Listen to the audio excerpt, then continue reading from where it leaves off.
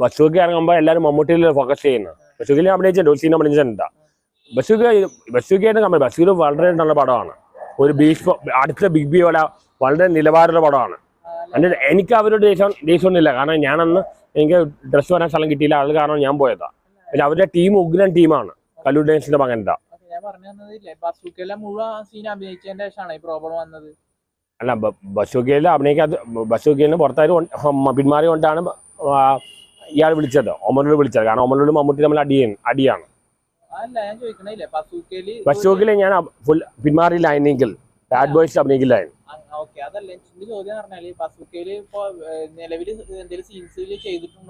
ഒരു സീൻ ചെയ്തിട്ടുണ്ട് സിദ്ധാർത്ഥ് ഭദ്രന്റെയും മറ്റേ ഇയാൾ ഗൗതമേനോടൊപ്പം. ഗൗതമേനോട് സിദ്ധാർത്ഥ് ഭദ്രന്റെ സീൻ ചെയ്തിട്ടുണ്ട്.